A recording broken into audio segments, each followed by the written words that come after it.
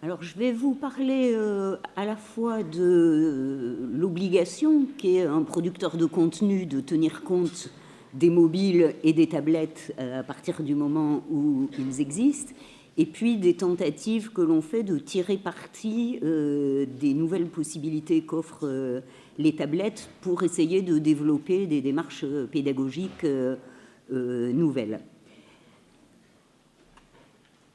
Donc, l'obligation, c'est à partir du moment où les utilisateurs regardent les contenus sur mobile et sur tablette, il est clair qu'il faut déjà être lisible sur ces supports. Et c'est pas du tout évident que ce qui est sur le web habituellement soit lisible sur un téléphone. Et quand on a fait beaucoup de choses en flash, soit lisible sur une tablette, notamment sur un iPad. Les Apple, puisque là je vous montre la présence de la BNF sur iTunes U, s'est posé cette problématique de l'adaptation et propose aux universités et aux institutions culturelles une présence sur iTunes U, qui est un site gratuit, qui s'adapte automatiquement aux tablettes iPad et aux téléphones, qui est cependant lisible aussi bien sur PC que sur Mac, tant qu'on est sur ordinateur. Alors, on a fait le choix d'utiliser ce site. Tous les contenus qui sont sur iTunes U sont par ailleurs sur le site de la BNF. Il n'y a aucun contrat d'exclusivité avec Apple. Les données restent sur le serveur de la BNF, mais permettent, tant qu'on n'a pas totalement adapté notre diffusion à la diversité des supports, d'avoir au moins sur iPad et sur iPhone une utilisation d'un certain nombre de ressources. Je ne m'arrête pas plus longtemps dessus. Vous avez une petite fiche sur les tables dehors qui vous donne l'adresse précise. La deuxième chose, c'est les liens que l'on peut faire entre l'écrit et le mobile.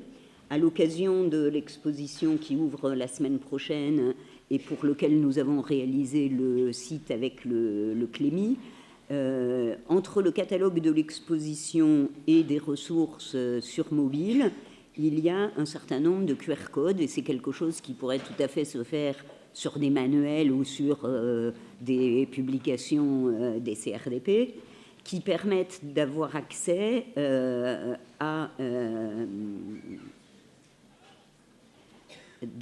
donc à partir des pages à la fois à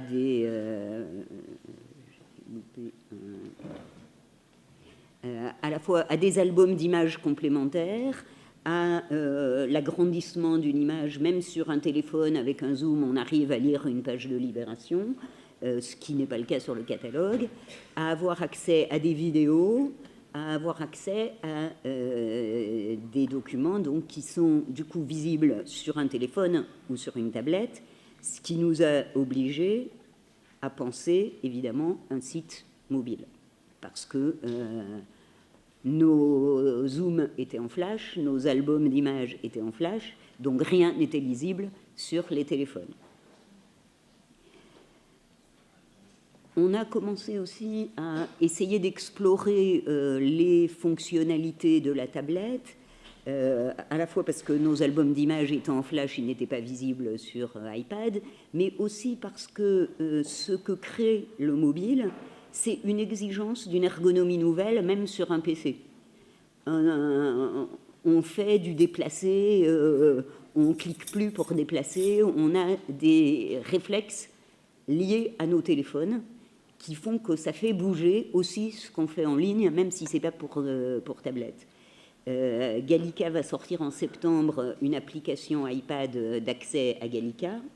Autant vous dire que ça leur a demandé de simplifier énormément leur ergonomie, et ils ne peuvent plus voir en peinture leur site web. Donc, ils vont le refaire. Ça a cet effet. Donc, là aussi, je ne m'attarde pas sur cette application, puisqu'elle est gratuite et que vous pouvez la télécharger sur vos iPads. Elle sera sur iPhone très prochainement. Le contenu est de toute façon sur web, même si l'ergonomie en est différente. On ne prive jamais les internautes d'un accès parce qu'on leur offre quelque chose sur iPad. On se pose aussi la question de l'interactivité au sein des expositions avec des parcours, que ce soit pour enfants, que ce soit pour adultes, permettant d'avoir une interactivité avec les œuvres beaucoup plus riche qu'un simple audio-guide. Mais pour le moment, on n'en est qu'à la réflexion parce que ça pose des problèmes budgétaires, y compris d'équipement en tablette pour les visiteurs, et on n'est pas sûr de le résoudre comme on le souhaitait pour la prochaine exposition. Alors, je voulais m'attarder plus sur un projet qu'on développe avec Orange et qui nous offre la possibilité de réfléchir vraiment sur qu'est-ce que, et sur tablette et sur web, on peut faire avec le livre interactif enrichi. On est donc parti de Candide.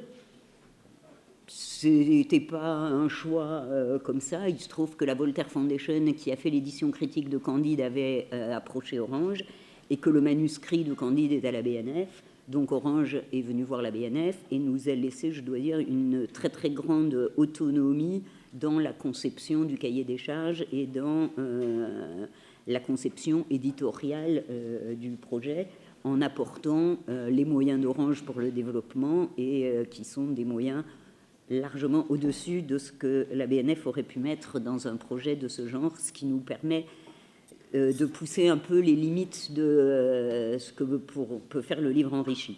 Alors, ce que je vous montre, c'est pas du tout... ça se présentera pas comme ça, c'est ce qu'on appelle, dans le verbiage franglais, des wireframes, c'est-à-dire des maquettes purement ergonomiques qui ne préjugent pas du tout du graphisme final. La lecture du livre se fait à partir d'une numérisation donc de l'édition critique qui est redécoupée en fonction du manuscrit pour pouvoir mettre face à face le texte et le manuscrit.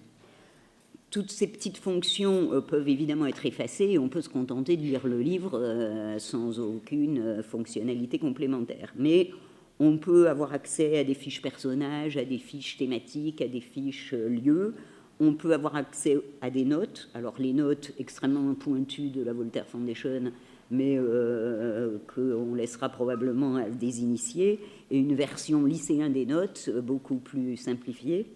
On peut avoir accès à l'iconographie des 6 éditions du XVIIIe siècle de Candide, mais aussi aux illustrations de Paul Klee avec l'accord des ayants droit. On peut avoir accès au son. On a un enregistrement complet par Denis Podalides de Candide. On peut avoir accès au résumé.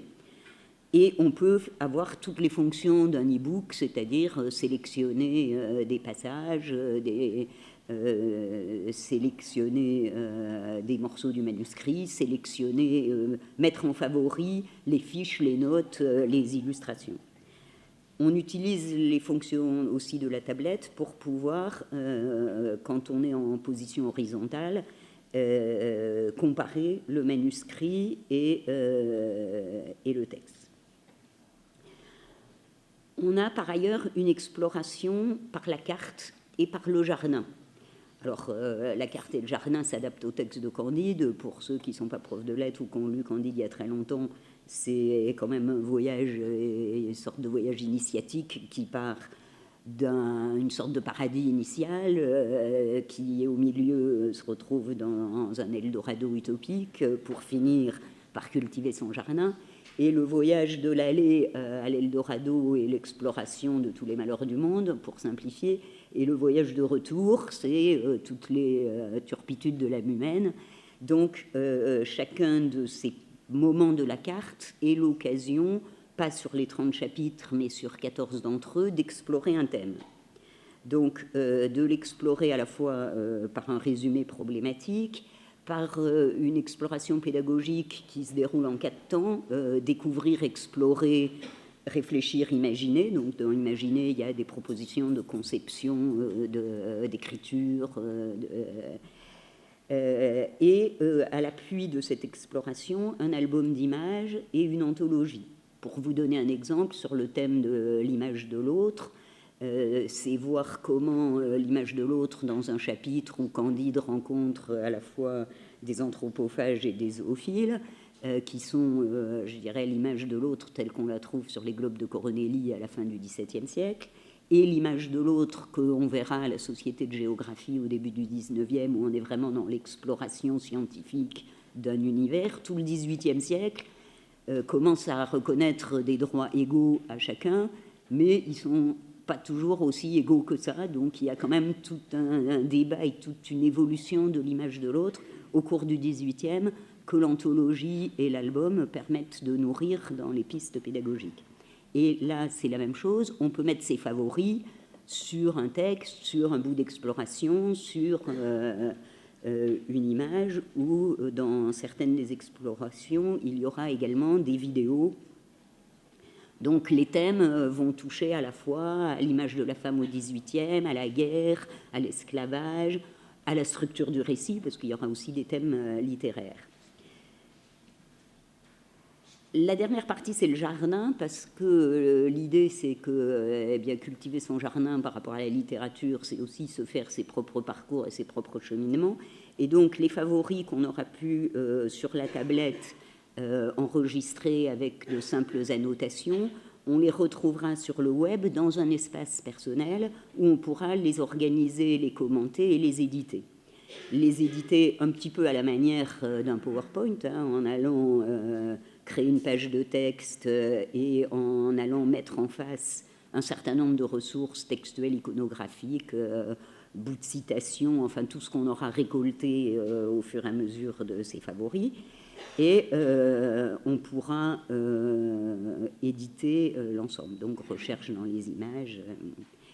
Cette édition sera soit provisoire parce que si c'est un enseignant, par exemple, son édition va pas être, le commentaire peut être une question, peut être trouvez-moi 3 citations qui, trouvez-moi une image à comparer avec celle-là, commentez, donnez votre avis sur l'ensemble de ces documents. Et il pourra autoriser sa classe ou d'autres à corriger, modifier, enrichir sa propre copie du document. Parce qu'on est dans Candide, on y rentrera donc par le jardin. Sur la tablette, ce sera en 3D. Sur le site, ce sera en 2 dimensions. On rentrera dans le jardin par le milieu, avec des proximités qui seront définies par à la fois le nombre de documents communs entre des arbres, mais aussi parce que si un enseignant a tagué toutes les productions de sa classe avec un même tag, ils se retrouveront d'emblée dans le même voisinage. Et on pourra aussi rechercher ces productions par thème, et ça aura une forme éditoriale encore à définir d'une sorte de... on appelle ça herbier pour le moment, parce qu'on reste dans le vocabulaire du jardin. Alors, bien évidemment, à travers ça, c'est des choses qu'on va tester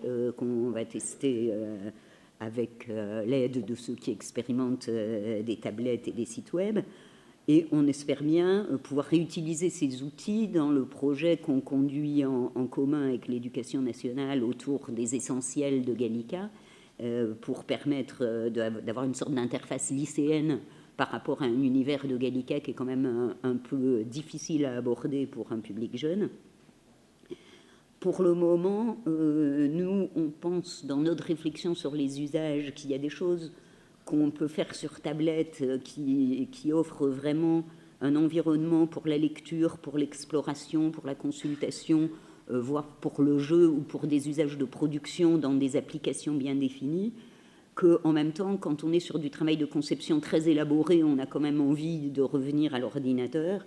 Et je vous passe les chiffres que j'avais retirés de l'étude qui vous a déjà été présentée et qui montrent en tout cas que dans le public, effectivement, quand on est dans une phase vraiment de travail, on est encore un peu sur l'ordinateur.